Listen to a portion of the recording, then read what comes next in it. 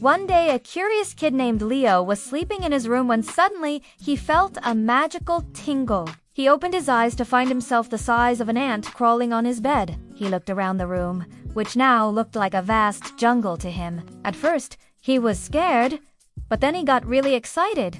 He had always loved watching nature documentaries about ants, and now he got the chance to see the world from their perspective. Just outside his window, Leo saw an anthill and felt a strong urge to check it out. As he approached it, he heard a clicking sound and saw thousands of ants marching in perfect unison. He watched in awe as they effortlessly carried crumbs many times their size back to their nest. Suddenly, one of the ants noticed Leo and quickly alerted the others. To his surprise, instead of attacking him, the ants welcomed him into their colony. A friendly worker ant approached Leo and said, "Welcome to our humble abode. I'm here to show you around." She led him through a series of tunnels until they reached a large chamber filled with eggs, larvae, and a big, beautiful queen ant. Leo couldn't believe how intricate and organized the colony was. It was like a bustling city with different sections for everything. The worker ant explained how the tunnels were specifically designed to keep the colony safe from predators.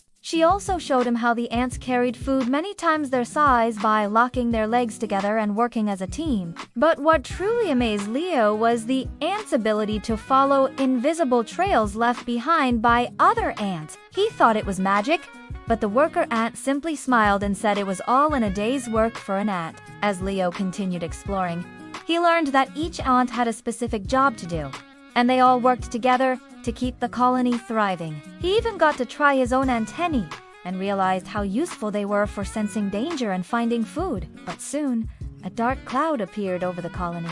A group of giant insects known as anteaters were attacking other anthills and were fast approaching their home. The ants were scared, but Leo knew he had to do something to help his new friends. Using his human knowledge, he suggested that they block the entrances to their tunnels with rocks and soil, making it harder for the invaders to find them. The ants loved this idea and quickly got to work, but not without some casualties. Leo suggested that the remaining ants create a secret chamber filled with sharp pebbles where they could ambush the ant-eaters. Again, the ants followed his plan and managed to catch some of the invaders off guard, but the ant-eaters were still a threat. So Leo came up with another plan. He told the ants to take the food deep underground, away from the anteaters' reach. This way, the invaders would not be able to steal their food and would have to expend more energy searching for it. The ants agreed and carefully carried the food to a secret stash deep within the colony.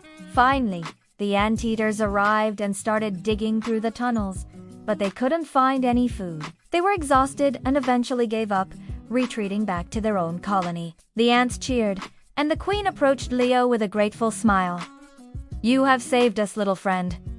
How can we ever thank you?" she asked. She waved her magic wand, and suddenly Leo felt the familiar tingling sensation. He looked down and saw that he was back to his regular size. The queen ant and her workers escorted him back to the anthill, and as he looked back, he saw a sheepish smile on the ants' faces. They had no idea that their tiny friend had just saved their entire colony. From that day on, Leo became even more fascinated by ants and spent his free time learning all he could about them. He knew that even though they were small, ants were powerful, smart, and incredibly brave, just like him.